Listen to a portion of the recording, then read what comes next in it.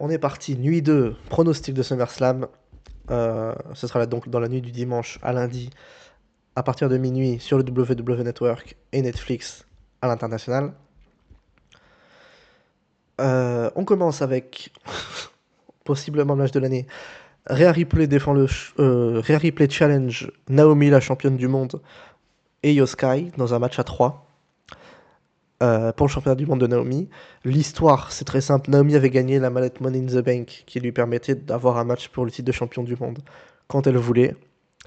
Et elle a décidé d'utiliser cette opportunité pendant le main event de WWE Evolution qui opposait Rhea Ripley à Io Sky, qui était championne à l'époque. Naomi s'est donc introduit dans le match et a gagné, et du coup devenue championne. Et du coup, ils ont décidé de faire ce match à 3 pour faire justice, disons, au fait que le match n'avait pas eu de fin.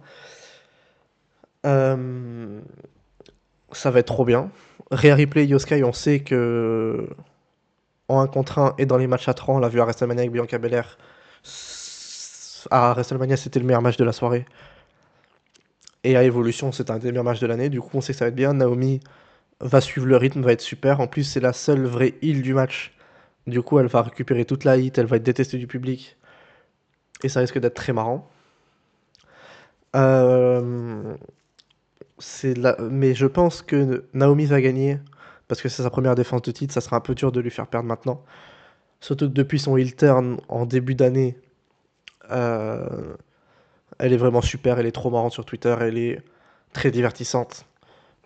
Elle s'est complètement réinventée. L'esthétique de son personnage avec les bandes jaunes, etc. C'était super. Donc je pense que Naomi va gagner. En sachant que la vainqueur défendra le championnat contre Stephanie Wacker à Clash in Paris. Stephanie Wacker qui a gagné cette opportunité en gagnant la Battle Royale à WWE Evolution. Donc je pense qu'on va faire Naomi Stephanie Wacker, ce sera très bien. Et pour Rhea Ripley et Io Sky, soit elles continueront leur rivalité chacune de leur côté, enfin soit elles continueront leur rivalité sans titre en 1 contre 1, soit peut-être, parce que cette rivalité a toujours été très sportive et dans le respect, peut-être qu'elles iront se rebattre contre le Judgment Day pour les titres par équipe, ça fait sens. Ou vers le titre par équipe, ou vers autre chose, peut-être il y aura peut-être une draft. Il y a encore plein de trucs à faire avec Rhea Ripley et Io Sky. Mais voilà, mon prono ce sera une victoire de Naomi, et j'espère que ce sera un match qui sera aussi bien qu'il ne semble l'être. Deuxième match. Becky Lynch contre Lyra Valkyria pour le championnat intercontinental. Alors la rivalité entre les deux dure depuis avril, je crois. Euh, Becky Lynch avait fait son retour pour aider Lyra Valkyria, qui était championne intercontinentale, mais Becky Lynch l'a trahi. Puis elles se sont affrontées et Becky Lynch a pris le titre intercontinental à Lyra Valkyria. Elles ont fait un match à 3 avec Bayley qui était impliquée dans l'histoire de Mania. Et ensuite, Becky Lynch avait conservé le titre et le match était extraordinaire, Evolution. Et après ça, à Raw, il y a eu un match entre Bayley et Lyra Valkyria pour savoir qui affronterait Becky Lynch. Lyra a gagné et a demandé comme clause que le match soit sans disqualification. Donc ça risque d'être un match un peu plus hardcore que les précédents qui étaient vraiment des masterclass techniques. Et c'est un domaine dans lequel on n'a pas du tout vu Lyra Valkyria depuis ses débuts. Et ça a été un de ses points en promo. Elle a dit moi j'ai vu Becky Lynch dans des matchs hardcore, mais personne ne sait de quoi je suis capable. Et même moi je suis pas sûr de savoir de quoi je suis capable, jusqu'où je peux aller pour devenir championne. Donc là aussi ça peut être un des matchs de la soirée. Voire un des matchs de l'année dans la division féminine, voire un des matchs de l'année tout court. Les deux ont une chimie de ouf. Ça va être super. J'ai très hâte de voir ça. Et je pense que. Je pense que possiblement Lyra prend le titre.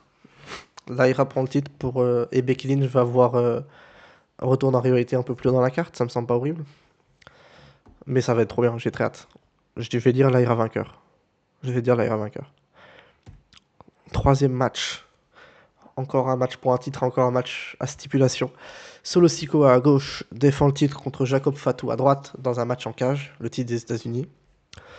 La rivalité qui dure depuis quelques mois, Solo Sikoa dans sa nouvelle bloodline avait ramené Jacob Fatou, qui l'a trahi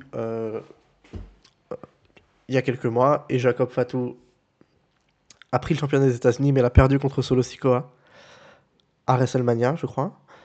Et depuis, Solo Sikoa a refondé une famille avec JC Matteo, Talatonga et Tangaloa.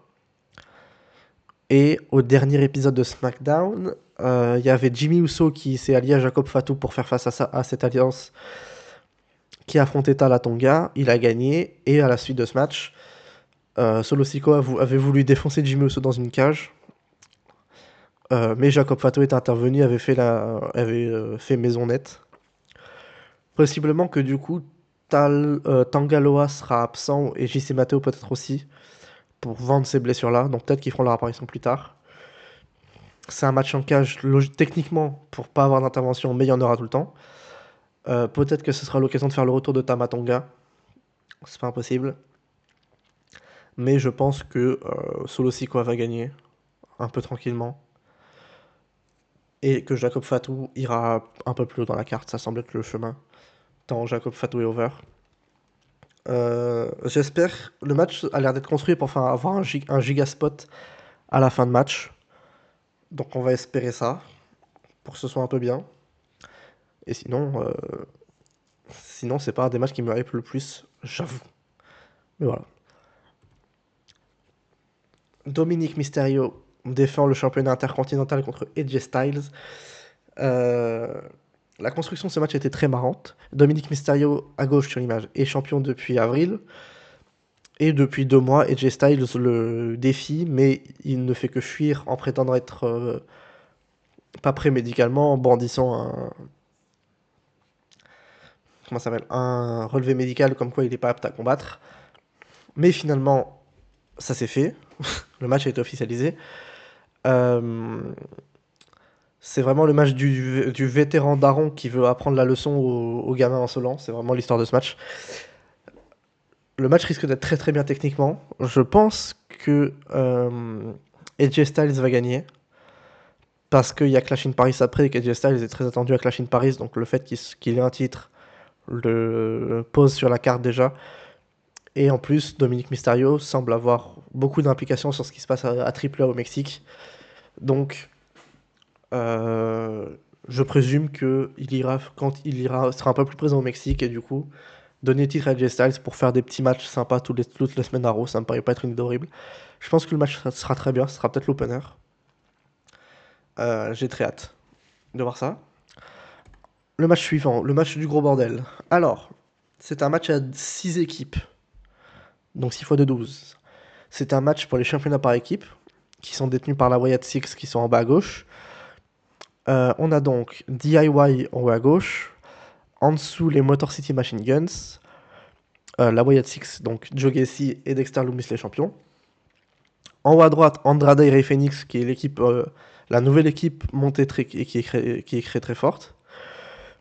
En dessous, Fraxium, Axiom et Nathan Fraser, et les Street Profits, les anciens champions, en haut à droite. Alors, comment ce match s'est construit? Les 5 autres équipes, hormis la Wyatt Six, non, on va dire les 4 équipes, hormis la Wyatt Six et Andrade et Phoenix, sont depuis quelques mois tous en rivalité les uns contre les autres, ils font que s'affronter, et ça donne toujours des matchs super dans la division par équipe très compétitive. Andrade et Phoenix ont plein de victoires récemment, et du coup se sont imposés comme une équipe dangereuse à SmackDown. Sauf que la Wyatt Six, qui fait très très peur, parce qu'ils ont des pouvoirs mystiques et tout, ils font de la lumière, ils font de la musique et tout, ils sont flippants, a débarqué et s'en est pris à tout le monde. Et toute la division par équipe a essayé de s'allier pour faire face à la Wyatt Six, sauf qu'ils n'ont jamais réussi à se mettre d'accord. DIY, ils sont très marrants à vouloir prendre le leadership et tout, alors que personne les écoute. Euh, les Street Profits ont voulu aussi prendre le leadership vu qu'ils étaient champions, mais ça n'a pas marché. Et du coup, la Wyatt Six a réussi à prendre les titres, et là, du coup, ça ressemble au match pour régler tout le chaos. De plus, c'est un match TLC, donc ça veut dire avec des tables, des échelles et des chaises. Ça veut aussi dire que les titres seront suspendus au-dessus du ring, et il faudra les décrocher à l'aide d'une échelle. Ça va être le match à spot, le match avec plein d'actions qui n'ont aucun sens, le match avec des sauts dans tous les sens. Ça risque d'être super, surtout qu'il y a dans le ring, enfin dans les 12, il y a au moins 4 ou 5 mecs qui sont complètement fous et qui vont faire des sauts de dingue. Je pense à Montez Ford, je pense à Nathan Fraser, à Ray Phoenix. Axiom, Johnny Gargano, ils peuvent le faire aussi. Euh, donc voilà, ça va être un gros bordel. Ça va être très fun à regarder. Ça va vraiment être le match, comment dire, le match avec peu de psychologie de combat et vraiment juste des trucs très impressionnants visuellement. Ça va faire des moments très viraux pour les réseaux sociaux. Ça va être super. Je pense que la Wyatt Six va conserver les titres. Voilà. Mais ça va être très très bien. Et enfin, le gros morceau. John Cena contre Cody Rhodes pour le championnat WWE détenu par John Cena depuis WrestleMania, quand il avait battu Cody Rhodes, du coup.